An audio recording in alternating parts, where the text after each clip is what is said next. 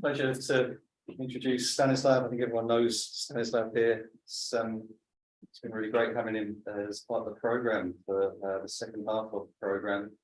And I'm very happy that he's has an opportunity to give us a talk today. He's made great contributions to all the other talks he's been along to. Stanislav, over to you. Thank you. Thank you for the introduction. I think probably because of the mic, I have to stay here so that my voice is also recorded well. So I think everyone knows my name, but anyway, my name is Stanislav Maslovski. I am from the University of Aveiro, and most of my research interests are actually related to metamaterials, electromagnetic metamaterials. And in the past, I have done a lot of things related to also to sub-wavelength imaging and negative refraction realized with metamaterials in electromagnetics. So in this talk, I will speak about some results that we had over the years in this area. And because in this workshop, we all work with multiple scattering. So I will talk about imaging with sub-wavelength imaging with arrays of scatterers. So this is the outline of my talk. At first, I will give basically a little introduction into Fourier optics and what are the evanescent waves, why they are important in imaging. I will speak a little bit about the concept of Pendry's lens and how this can be explained in terms of some kind of surface wave resonances. Then we will look at the sub-wavelength imaging from a kind of abstract point of view by using the apparatus, let's say, of transfer matrices, and we can, with that apparatus, we will be able to get some interesting results. And then I will switch basically to the imaging with arrays of resonant particles. And the last three topics that you see here with some additional ideas of sub-wavelength imaging that I will also briefly discuss. So, well, every one of you knows that if you have an electric field distributed over a plane, electric field, for example, created by some kind of sources, arbitrary sources, you can expand that field into plane waves, basically harmonics, special harmonics, like it is written here in this integral. And then you can separate the type of harmonics into two types, the ones that correspond to propagating plane waves and the ones that correspond to evanescent waves. Obviously, the propagating waves, they have the transverse wave numbers that are below the wave number in free space, K0 here. And the evanescent waves, they have the transverse wave numbers that are greater than K0. The evanescent waves are important in sub-wavelength imaging problems because actually they transfer the fine image details. They transfer the details that are smaller than the wavelengths, much smaller sometimes than the wavelengths. But they have this problem that because they're evanescent, they decay exponentially from the point of the source. And the conventional imaging instruments cannot pick them up usually. And therefore, the resolution of conventional instruments is limited. How can we create devices that can have a greater resolution? So in 1960s, Veselago published an interesting paper in which he considered substances with simultaneously negative permittivity and permeability. And based on this analysis, we realized that the waves that are supported by these materials are backward waves. The backward wave is the wave that has the opposite directions of phase and group velocity. And then if you look at a planar slab made of such material, this blue rectangle here is this planar slab made of the material with these material parameters, which has negative epsilon, negative mu. Also, the interestingly, for mathematicians, probably that will be an interesting point. The refractive index, which is the square root of product of the two, is also -1. We will not go into details here, but this is how you should understand this system. Due to the fact that this material supports backward waves, very unusual phenomenon occurs at the interfaces of this slab. Instead of the normal refraction, what you have here is a negative refraction. If you have a wave or ray propagating at this angle, it will be refracted like that. If you have a ray propagating at this angle, it will be refracted like that. So at least for the propagating modes, what you can see here that a slab of this material works as a lens that can produce two focal points inside the lens and outside the lens. This is the reference to the paper by Veselago. However, Veselago didn't notice that the same lens with double negative epsilon and mu can actually do also something for the evanescent waves. It was in 2000, year 2000, when Sir John Pendry discovered that the evanescent waves are amplified in Veselago's lab.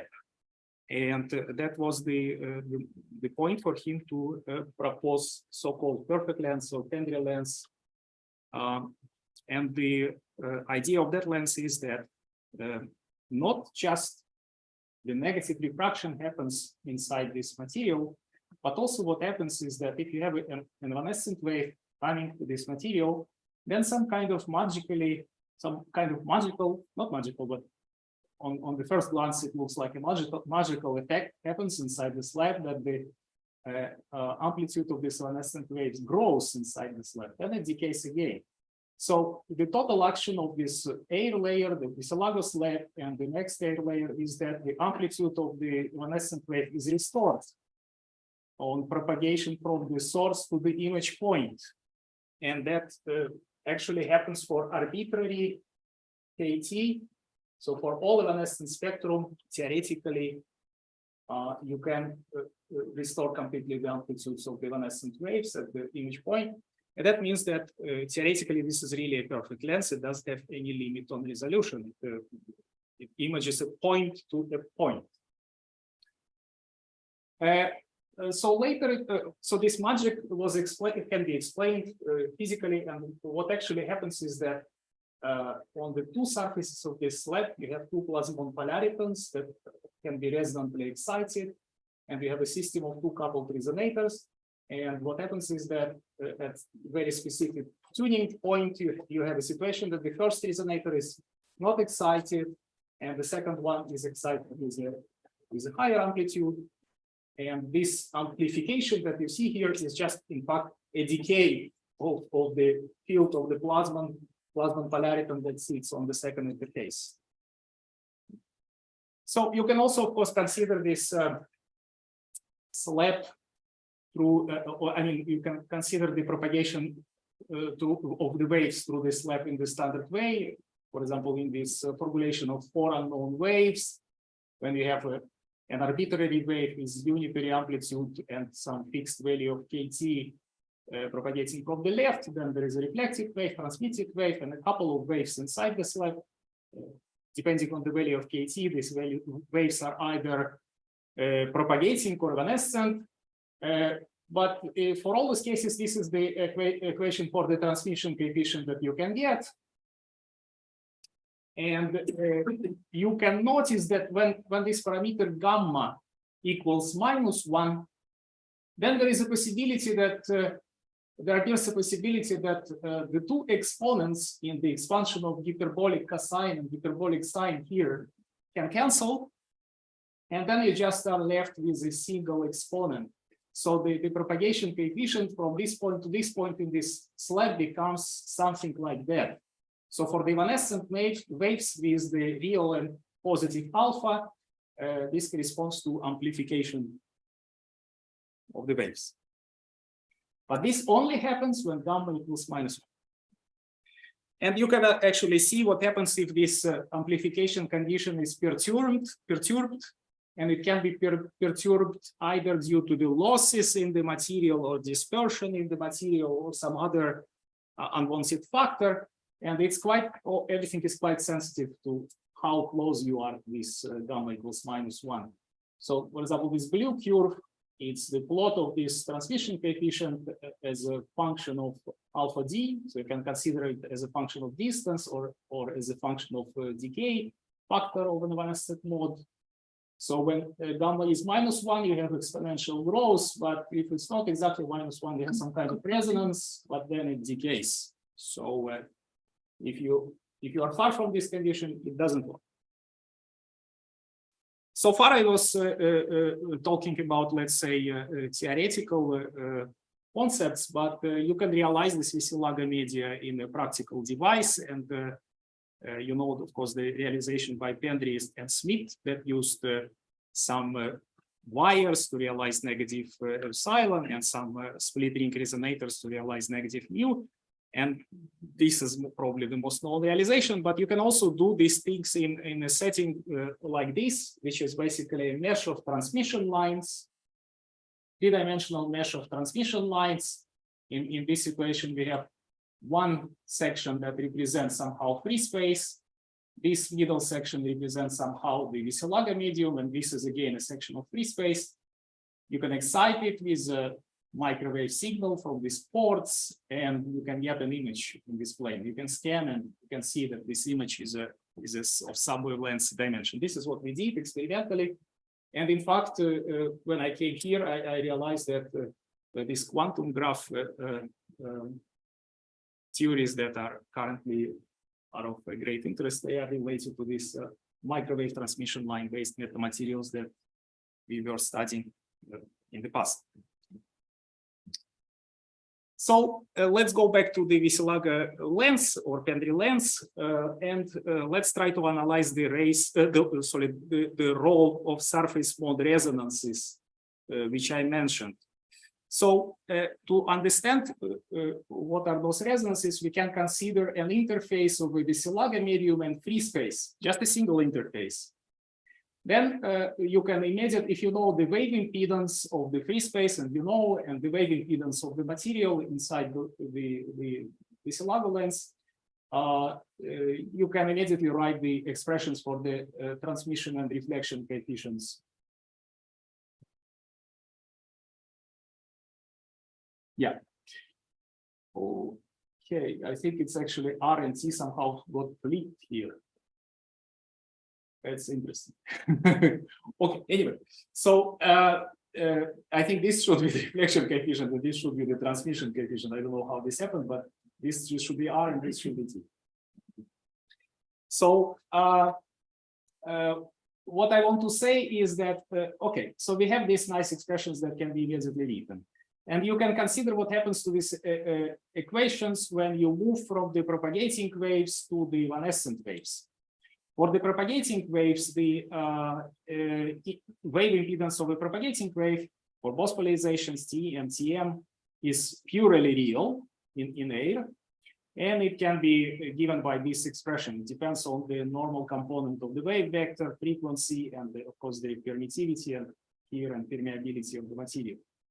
So for the evanescent waves, the Kn will be imaginary. Imaginary, you can express it through a positive real value alpha. And then for the evanescent waves, you will get these two relations for the impedance. And what you can notice is that, of course, for the propagating waves, the impedance in the Vesilaga medium and outside of the Vesilaga medium is the same. So this thing cancels here. And this is a reflection coefficient. Reflection coefficient will be 0, and transmission coefficient, this is transmission coefficient, sorry, will be 1. Yes. So you'll have two-dimensional structure, right? For now, I consider just a single interface between the question was about T and TM. So there's some kind of confusion. So let me remind you that I'm working in the Fourier space. So I already expanded everything into plane waves. So for me, there are two parameters of the problem, which is the frequency omega and KT, which is the transversal wave number. So I can consider, because the problem is linear and also translation is symmetric, I can consider all these components separately.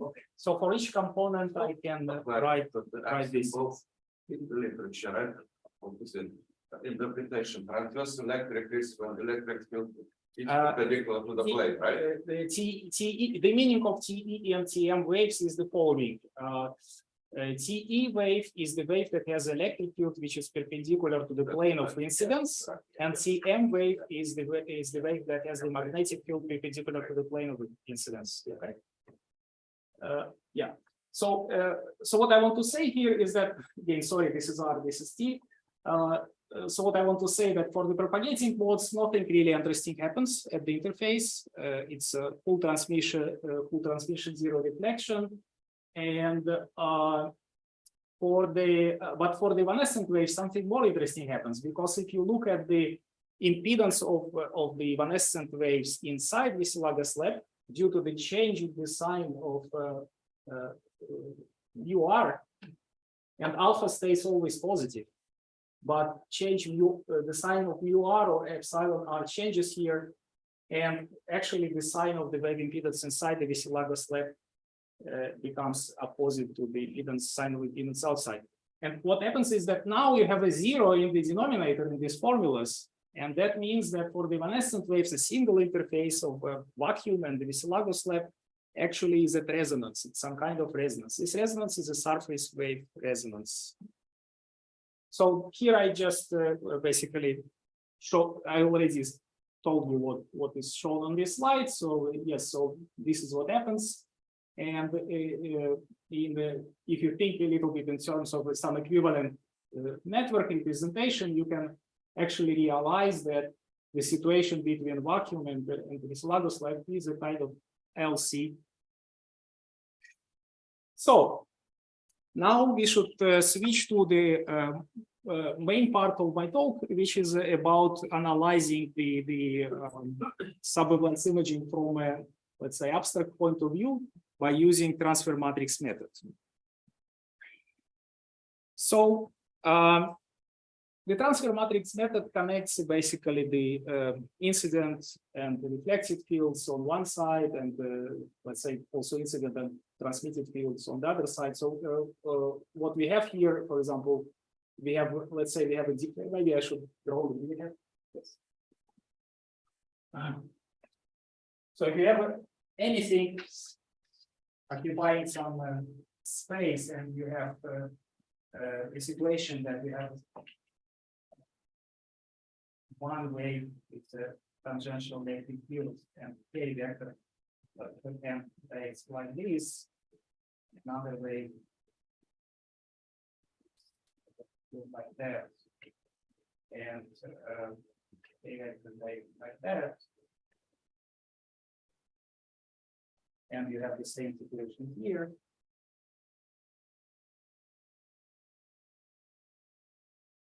Then what I think, what do I have here? I have basically the plus sign corresponds in this notation that I have here. This will be my, so this is side 1, this is side 2, this will be my E1 plus, this will be my E1 minus, and this will be into minus, the plus into minus. So the transfer matrix simply relates, because we consider linear systems, the transfer matrix simply relates these waves at the two sides of any system. So of course you know what is a transfer matrix. It's just a,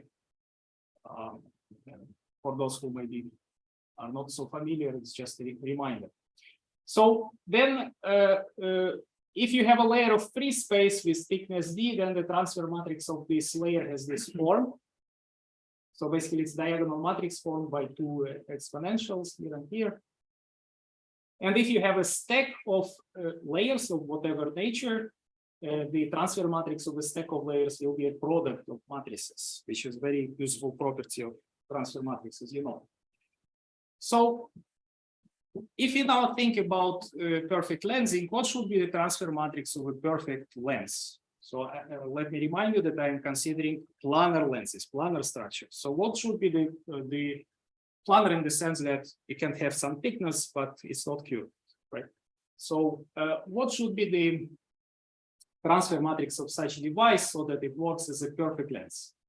Well, it's quite obvious. It should compensate once you have something like that, that the product of these two will compensate each other. You will get identity matrix. And this is what you need, because you need the restoration of the image. You need the restoration of the wave amplitudes for all components at the image point, right? So that the image point you have exact representation of your source. So how that can be done? Well, actually, it can be done with this magical trick. Consider a simple matrix multiplication of three terms. Matrix A, B, C, D like that, and matrix E, F, G, H like that, multiplied by the transfer matrix of empty space, empty layer.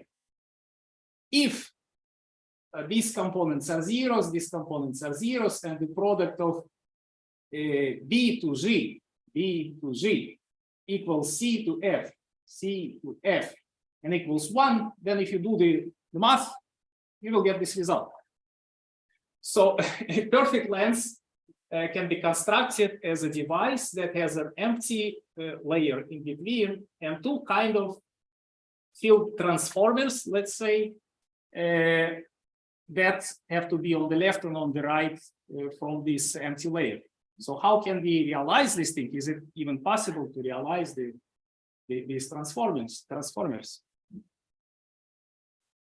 To understand how we can realize them, we consider a case when each of these transformers is a dense array of scatterers. So it can be an array of electric and magnetic dipoles. Actually, in this situation, it is both. So it should be an array of particles that can produce both electric and magnetic dipoles when excited by incident wave.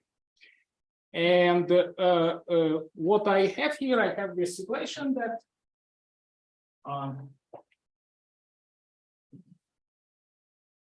this is the plane of my array. I have some kind of particles here. It's a dense array, so the distance between, so it also two-dimensional. So the distance between the particles is much smaller than the wavelength. This period A, let's say, is much smaller than the wavelength of my radiation, so I can consider it dense. And each of the particles at the same time have electric dipole moment and magnetic dipole moment. So I assume that the system is linear, that these dipoles react to some kind of average field in the plane. So I can have, for example, electric field on this side of the plane, which is this ET1, total electric field. And on the other side of the plane, I can have ET2, and the same for magnetic. And I assume that the particles react to the average value of the fields. Why average? Because you will see that there can be a jump in this fields. So, this is the model of my array. So here I have also I introduce, instead of using directly the dipole moments, I actually use the surface densities of the moments. So I have to divide the dipole moment by the area of the itself. And then for this quantities, I have this relation that says that my induced dipole moment is linearly proportional to this average electric field, and magnetic moment is linearly proportional to the magnetic field. And this chi, E, and M are susceptibilities of the particles in the array, which means that to write chi, you need to consider of all the elements in the array and the reaction of these elements to the selected element. You must consider that. Only after that you can find this value. So on the other hand, if you have a surface like this with some electric and tangential electric and magnetic moments induced on the surface, the electrodynamics or Maxwell equations will tell you that there is a boundary condition on this surface that tells you that you must have a jump in electric field produced by this induced magnetic moment. You must have a jump in magnetic field produced by the electric moment. So can you explain why you want these to be put together? Did you try to approximate like a double layer? Well, first of all, I want to simplify my derivations, and you will see that essentially when I, for example, I write the expressions for the local field, I use this homogenized approach, let's say. But there is no problem. You can write the same thing in the discrete formulation, considering lattice sums and all these situations. If you can do it. Just to simplify the formulas, I do it like this. So in fact, if you want now to find the transfer matrix of this array of inclusions, what you have to do, you have to split these total fields on both sides into plus and minus waves, and then by using these two relations, you can, after some algebra, you can arrive at this relation for the transfer matrix, where I introduce some kind of normalized susceptibilities. The formulas are given here. And also, when you are doing here, you have to work with two polarizations separately, like T and TM, or S and P, which is the same in optical language. So you need to have two characteristic impedances for P polarization and S polarization. So, but this is just an algebra, you can get this expression. Now, what can we do with that? If you look at that expression, you may notice that if this E normalized equals 2 and chi m equals -2, then the transfer matrix acquires this form. On the other hand, if this equals -2 and this equals 2, then the transfer matrix acquires this form. And in fact, these two matrices together satisfy the condition for a perfect length, because if you multiply these to the transfer matrix of the free space layer to the second transfer matrix, you get this. So you get the matrix of the perfect length that you want. However, what is the physical meaning of these specific values of susceptibilities? To understand the physical meaning, you need to go one step deeper, and instead of considering these susceptibilities in the array, you need to go down to the level of a single inclusion. So you need to consider how a single inclusion reacts with the dipole moments to the local field. And if you assume now, if you go in this direction, we can get these two expressions where alpha E and alpha M are electric entities. They're functions of omega only. And because I work with the quantities that are averaged over the unit area, I have to divide by the area of the unit cell. But this is just the standard formulas for the induced moment, if you know the polarizability, right? Then this local field that acts on a single particle is not the total field, and it's not the average field. It's a field that exists at the point of a selected particle. If you remove that particle and or remove the contribution to the total field from the particle, so the field at that point is the external field applied to the system and all the scattered fields together from all other inclusions in the array. So the one part is external field, the other part is called interaction field usually. So if you go this way and try to relate the external or incident field to the total fields on both sides of the array, you, after some algebra, you arrive at these relations. Notice that there is no external field here, it's just the total field on both sides, but you can get this, believe me. So what happens is that now you have represented your local field, electric and magnetic, in terms of the two fields at both sides of this array, and some kind of interaction factors beta, which describe the multiple scattering, describe the contribution from all other particles in the array. And there is also this term, which is basically the field created by a uniform sheet of electric or magnetic dipole moment. This is the This term will be different a little bit if you want to go into the discrete case. But in the continuous case, this is like that. So what we see here is that so after we do this math, we can now with the help of these relations, we can now relate the susceptibilities of the particles in the interaction constants better. And this is the equation that you get. And now you can see that if you want, for example, this to be equal to 2, then as you can see, this must become 0, right? So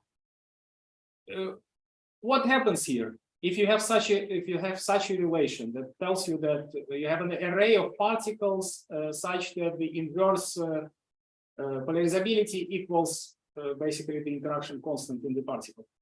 You can understand this, or maybe you already know that this is nothing else as just the dispersion relation for a surface mode on an array of particles. So in this dispersion relation, we have the omega and KT, and normally what you get out of the dispersion relation, you get the dependence of omega on KT, right? Something like that. And that means that you can satisfy this thing only at a given pair of, let's say, the given pair omega and KT, right? Normally. Okay, we have this information. So next information is that if you want to realize the other case when chi should be equal to -2, then in that case you need to pick up such an inclusion that has the polarizability given by this formula. So how to calculate beta, you know, because it is determined by the geometry of your array, distance between the particles, etc. And you only need to design a particle that will have the specific value of the polarizability. But again, let me notice that this is, in principle, valid only for a given pair of omega and KT.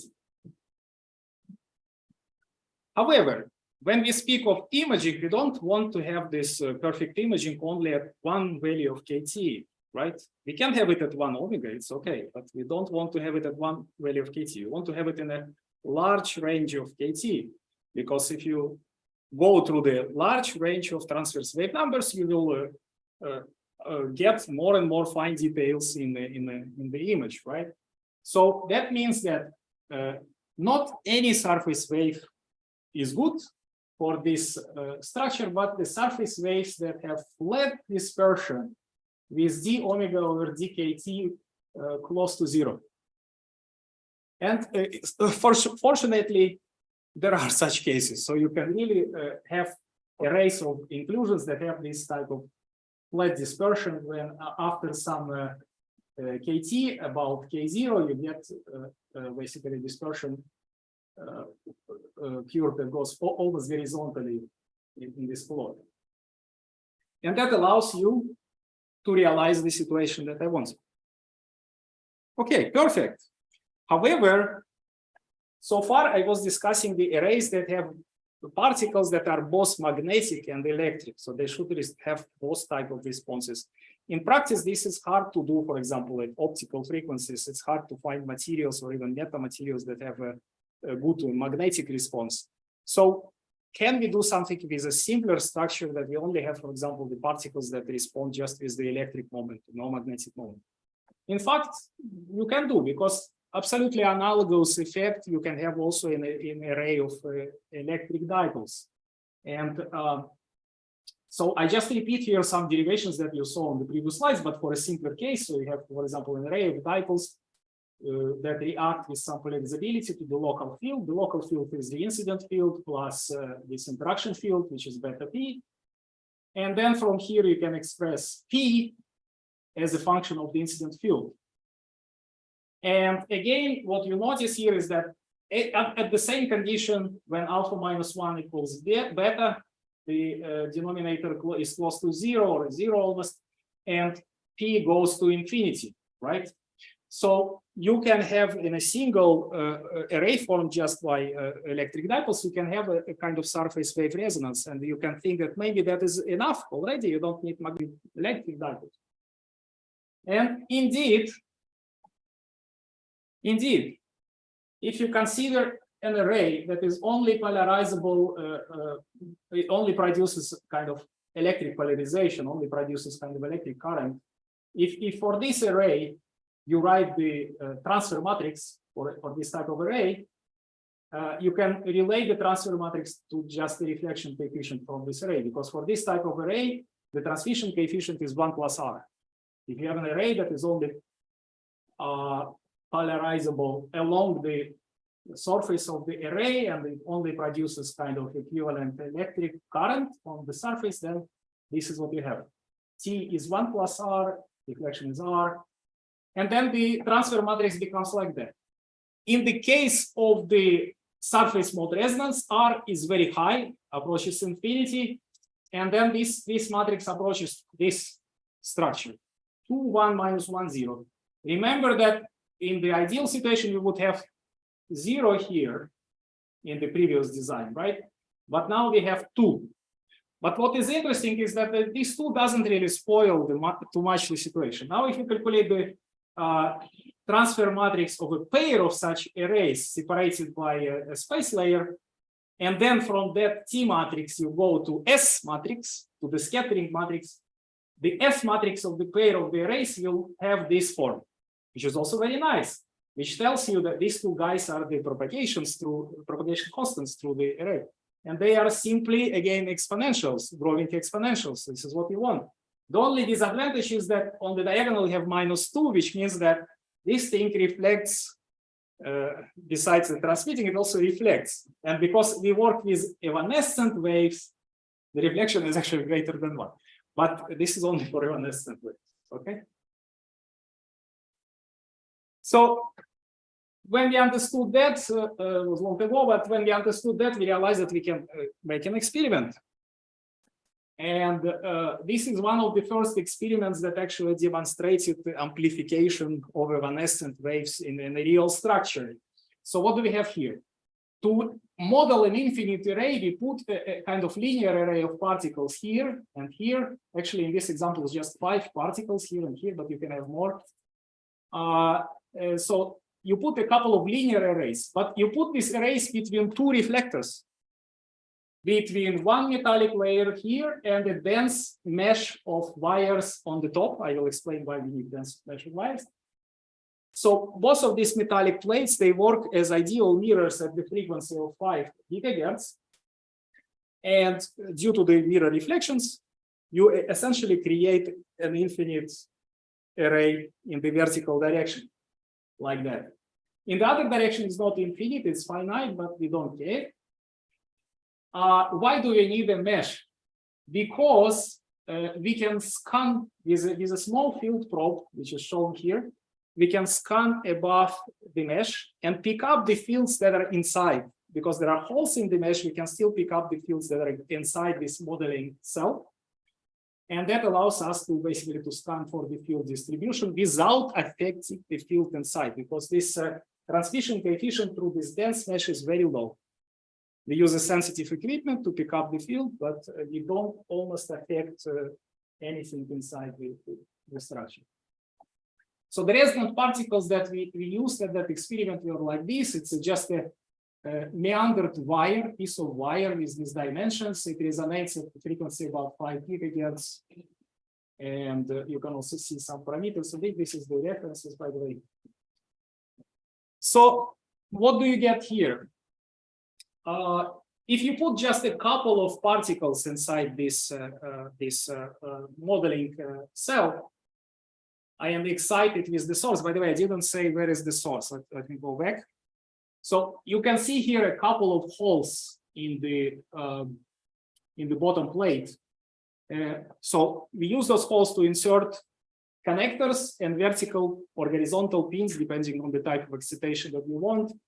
And basically, because there are 2 sources, we can two holes. We can put 2 sources, and we can play with, for example, relative phase between these sources, etc. So the sources are placed through these holes inside. So, so if you have just a couple of these resonant particles and scan the field above the structure, you will see that close to the source you have and the source is close to one of the particles, and another particle is at a distance from both the source and the other particle. You can find such a frequency at which, so this point is actually above the source. This point is above the second particle. The image plane is somewhere here, and the first particle is somewhere here. So you can find such a frequency that the first resonator is almost not excited, and the second resonator is excited very much. And if you look at the amplitude profile, this is what you get is just two resonators. You have the source, you have the first particle, which is very deeply excited. You have the second particle, which is very much excited. And then your image plane is somewhere here. So this resembles this picture that we want. Very good. So next we put two sources and already not just a couple of particles, but these full arrays of particles. And we try to image these two sources with this system. And what you can see, you can see that these are the two sources. The first array is somewhere here. This is the point of the second array. The image plane is somewhere here. And if you, I don't have this picture here, but if you analyze the characteristic sizes of these maximas here, characteristic dimensions, you will see that they are sub-wavelengths, and this structure has really sub-wavelengths resolution. In fact, we went at that moment in that study even a step further, and we considered cylindrical arrays. So instead of a linear array, the next thing that comes to mind, why not to consider a cylindrical array? At that moment, we didn't have a theory, we just experimented with this. More clearly here, see here the two sources. These are the two sources, this is the Prof. These are the two arrays of particles. And what we were able to show here is that if you have this cylindrical configuration, it not just produces sub-wavelength image, but it also magnifies it. So you have a kind of magnification of the image. So instead of the two sources here, you have images separated by a larger distance. However, at some frequency, if you don't choose the frequency in the right way, and this is the case which is shown here, you can have also parasitic images on the other side in this configuration. Moreover, you can actually use the fact that normally you don't have a very flat dispersion. You still have a situation that your transversal wave number Q depends on the frequency in some way, so that you have a range of frequencies where you have the surface mode resonance. And that would be a deteriorating or bad effect to the imaging that I so far considered, because you want to have a flat dispersion so that all of the KT values resonate. But this is not what you usually or sometimes have. But we can use this actually this problem to our advantage. Why? Because remember that in the previous situation, you had to scan over some area, mechanically scan to restore the image, right? You have to move your sensor from point to point and scan. But in this situation, what you can do, you can actually replace scanning over distance by scanning over frequency. Because if you look at this dispersion curve and understand that if you try to change the frequency of your signal from this value to this value, for each value you will have, let's say, one resonating value of the transverse wave number, right? And then by scanning over the frequencies, you can, with just a single point detector or single point receiver, you can pick up the amplitudes of all special harmonics of your signal. So while scanning over frequency, you are actually picking up different amplitudes of the harmonics with different KT. Then when you store this information on the computer, you can post-process it and restore the image. So the imaging can be done through frequency scanning with this arrays of resonant particles. Okay, now these three last points in my presentation, it's about alternative systems that can have super resolution and very, very sharp focus. So there was a work by Merlin published in Science in 2007. Merlin basically noticed that if you create on some, so Z is the direction away from a surface, like in my case, Y is the direction along the surface. So if you create some X-directed distribution of currents on the surface that oscillates very fast, given by this formula. So at each point, you have basically kind of delta functional currents, but they change sign, they flip sign all the time. So you have an array of discrete sources with some amplitude profile given by this denominator and the phase profile given by this oscillating term. And he noticed that if you have this situation, then actually, if you look at the field produced by this system of sources after the array, after the plane of the sources, then at some distance, something interesting happens that all maximas besides the central one decay, disappear, and only a single maxima remains at some distance. And this is like a focal point. So if you look at the field distribution in the focal point, you will see that actually the characteristic size of this focal point is determined just by the period of the array, which is L, which is very good, very interesting. And you will say, oh my God, I can realize arbitrary resolution if I have a very tiny period of the array. Wow, so good. However, the reality is a little bit harsh in this situation, because if you look at the amplitude of the field at the central point, when you move away from the plane of the source, it is very high at the plane. That's why I don't consider the point 0, because you approach delta functional current. But if you move away and away, you will see that already at 2 periods from the array, a distance of 2 periods from the array of these currents, you get minus 40 dB attenuation, minus 40 dB. It's crazy. Then if you move to 3, it's minus 55 dB. So the signal decays very much. Anyway, the concept is interesting. And in fact, you can also do some mathematical study in this, and I did some time ago, because Merlin just guessed the form of this source, but you actually derive the exact form of the source that has the, let's say, the best property. For that, you need to consider an infinite array of currents, like what Merlin did. But then you say that I don't know the currents. I want to find the distribution of currents that gives me some nice distribution of the field in the plane. And what I say, I want to have a distribution in the image plane such that it has some maximum at the central point and zeros at the discrete points away from the central point. So these two conditions. Then you can solve this problem, and the solution is given by this form, where function psi is a kind of wavelet for this distribution of the currents, and it can be obtained by this integral, and the kernel, let's say, of this integral is given by this quickly converging series. You can do that.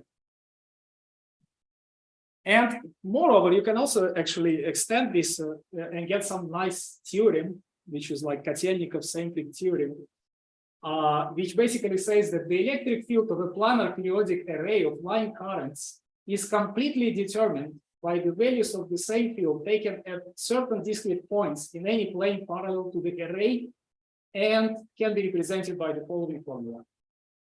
So in this formula, you can recognize these wavelets, shifted, obviously, and also Hankel functions and these values of the field. So the field at arbitrary point YZ in this two-dimensional setup can be represented just by the values of the same field at discrete points. It's like Kotelnikov-Semplic theorem. Search Kotelnikov, Sharman. I know. Who's the fourth guy? Winter guy. Yes, true. But let me tell you one thing. Nyquist never published an article about that. Kotelnikov published. Reminds them to our Western colleagues. Yeah, what is this? Yes. Shouldn't be forgotten. Kotelnikov actually did something similar to this in a closed form, of course, for signals that are functions of time, not something like that. But here wrote an expansion with the sinc function, so it was more like this. That's why I call Kotelnikov. But of course, it's also Kotelnikov, Nyquist, Shannon, and so on. For identification. Okay. Right? Then it's the same kind of Okay. concept, right? So here I just have for you to see how these wavelets look like. So this is the index of the position on the array of sources, and you can see that the sign is always changing and the amplitude is decaying. If you look at Merlin's proposition, this is given by this line here, and in fact, it's very close to the situation if I just consider a single term in my series. If I consider just that, I get something similar to Merlin in behavior. But what you see by green color is the exact wavelet. And this wavelet produces this type of the field in the image plane. You can see it has a sharp maximum and then it oscillates. So it's a kind of sinc function, but it's not exactly the sinc function. Okay. So far we considered only linear systems, but can there be any benefits in terms of sub-wavelength imaging from some nonlinear systems? And in nonlinear systems, what we did, we considered such a thing that we call phase conjugating lens or phase conjugating lens composed of phase conjugating planes. Imagine that you have a plane that is characterized at every frequency with the boundary condition like that, and every KT.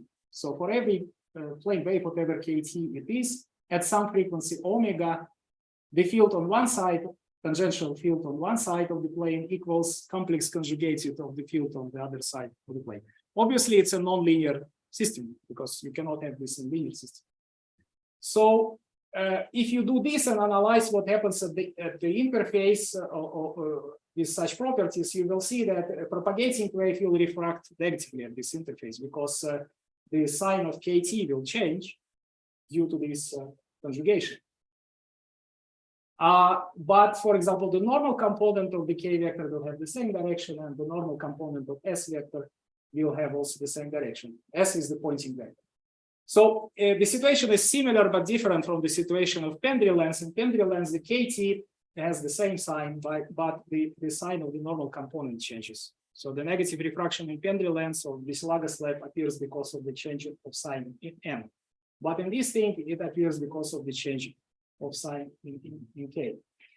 So you can also, it's a nonlinear system, you cannot write expressions for the reflection and transmission coefficients. There is no coefficients, but you can write formulas for the amplitudes directly. So if you consider the situation when you have an incident wave is amplitude A, complex amplitude A, and then there are two amplitudes B and C for the reflected wave here and transmitted wave here. This is what follows from the boundary conditions and the known wave impedance of free space here and here. If you solve these equations, you get this result. So your reflection coefficient is given by this, not coefficient, reflection amplitude is given by this formula, and transmission amplitude is given by this formula. So as you can see, when you have propagating waves, then the impedance is purely real.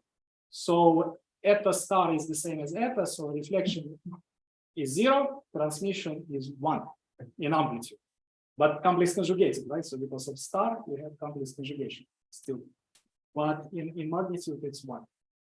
So, but now if you go to evanescent waves, because eta becomes imaginary, eta star is minus eta, and then you have the 0 in the denominator, and that is exactly the same effect as the surface mode resonance. And you can, from this, you can see that two phase conjugating planes in air, separated by some distance d, they create a perfect lens. So these are the conclusions. So we basically realized that sub-wavelength imaging is related to amplification in some way, resonant amplification of evanescent waves. It can be done in passive structures and in a multitude of different ways. In such structures, there is usually a trade-off between achievable resolution and some parameters, like, for example, loss in the system or the amplitude in the image plane. And you can use nonlinear systems to realize these effects. So thank you for your attention. I hope you liked the talk.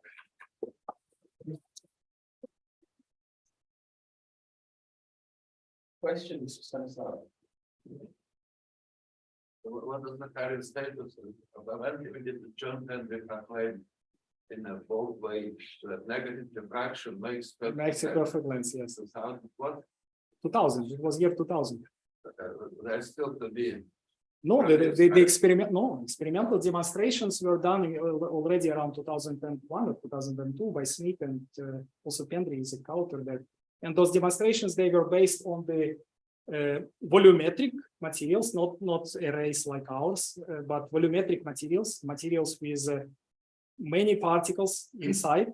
So he had to realize negative epsilon. He had a crystal made of wires conducting metallic cylinders, and you can write what is the effective epsilon of this material, and you will see that at some frequency range below plasma frequency of this material, the epsilon is negative. And then to realize the negative mu between those metallic cylinders, he placed things that are called split ring resonators. It's a kind of structure like that. It has one metallic ring and another metallic ring broken like this. And if you excite it with the magnetic field directed orthogonally to the plane of this particle, it will respond with a magnetic moment that will have a certain resonance related to inductance of this loop and the capacitance of the gap. So with these resonant magnetic inclusions and non-resonant inclusions like metallic rods, they were able to show the negative refraction and also sub-wavelength resolution in those media. I have a question about the computation you have shown to me for the arrays of dipole. Yeah. I have not understood how you have things Which one? expressions. Which one? This one? Yeah, this one. So for the local field? Yes, we said that I'm a synthetic analysis. So what yeah. are the structural ones? Yeah. The scatterers are something like what we have here, but you have to assume that the period of the array is small. So that when I speak about the points on the two sides of the array, I assume first of all that the period is very small compared to lambda, but I also assume that the interesting points for me at which I define these two fields, they can be quite separated from the array. So they can be greater than the period of the array. So that at that point, the field that's used by array of dipoles is already more or less uniform. So in that sense, I'm working with a homogenized approach. And the idea of these two formulas is the following. So as I told you, local field in normal setting, the local field is the incident field so normally the local field is some kind of incident field or external field plus interaction field. The incident field is given, so you know this field. The interaction field usually can be expressed through the induced dipole moments on your array, right? So this is beta, and the function is only KT. It's a local around taking into account that there is a value of 16. Yeah, I can be periodic. I can tell you. So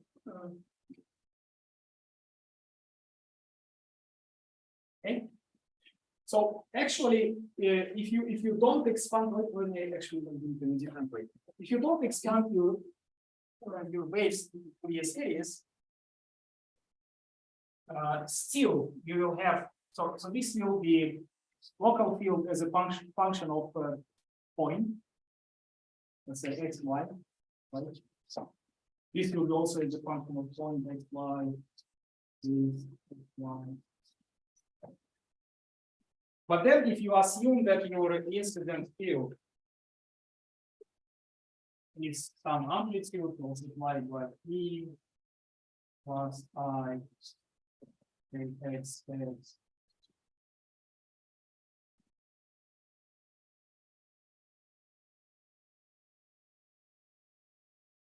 Okay.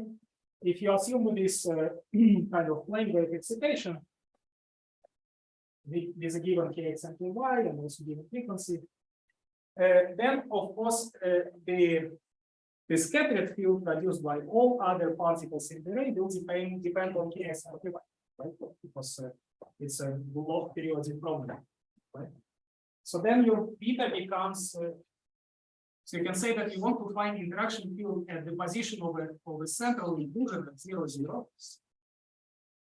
And that will be some coefficient beta that depends on omega and kx and ky and the dipole moment of the 0 inclusion. Okay, we agree with this. For a periodic array of scatterers, you can get this result. If you assume that you have this type of excitation and your structure is periodic, so then you block periodicity and this will be after you calculate the array sum for all the fields created by other inclusions at the point of the 0 inclusion, you will get this better. Okay.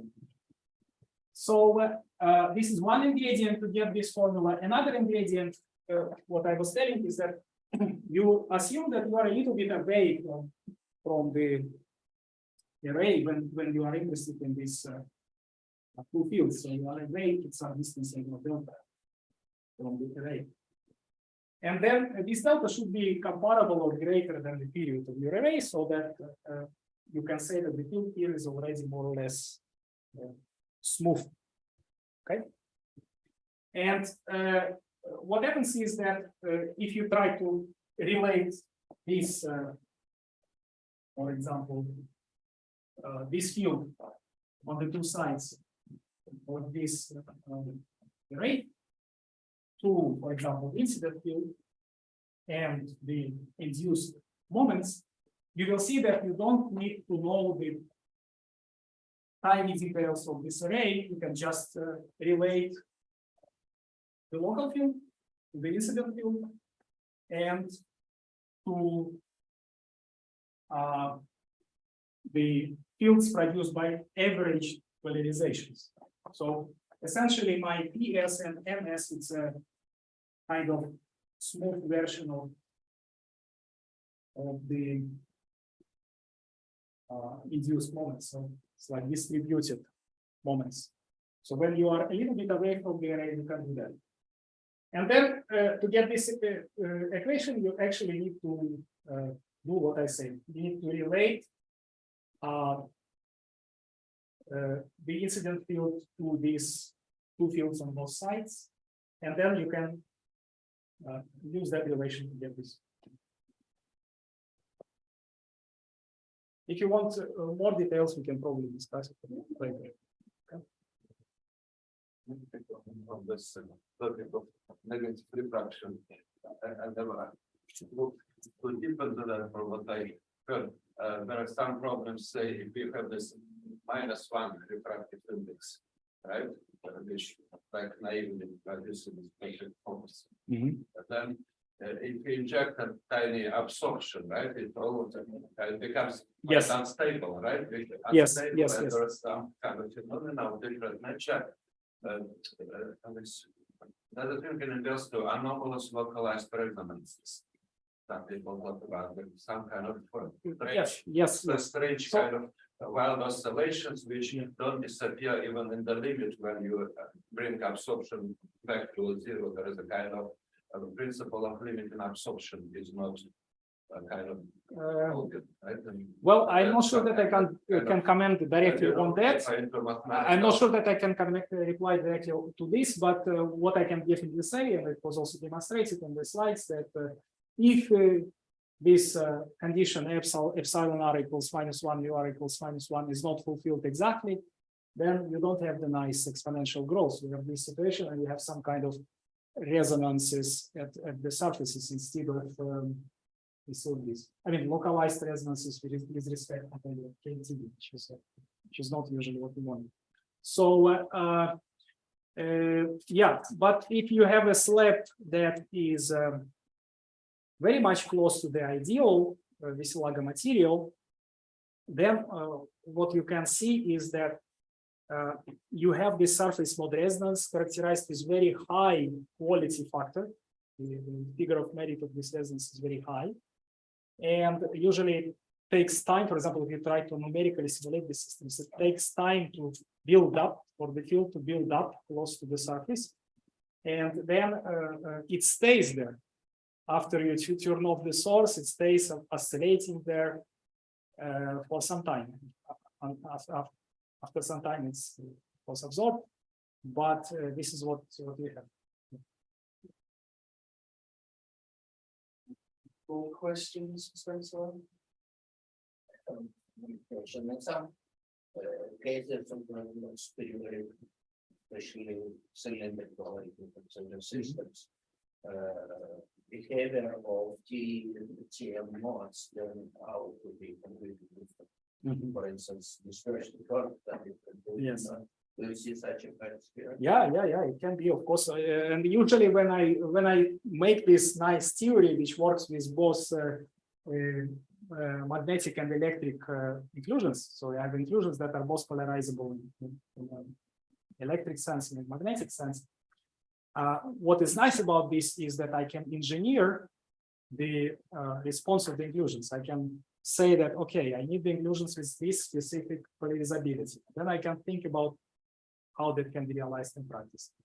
But on the other hand, if you consider, for example, the practical system with which we experimented, we just have these simple meandered inclusions that were resonating at a given frequency, but they are polarized only with respect to electric field. Electric field polarizes them and they produce some dipole moment, electric dipole moment, but there is no magnetic moment in this case. So these type of structures work, as you correctly mentioned, just with a single polarization. Second polarization, we can forget about that. It doesn't work. Okay, let's thank Stanislav.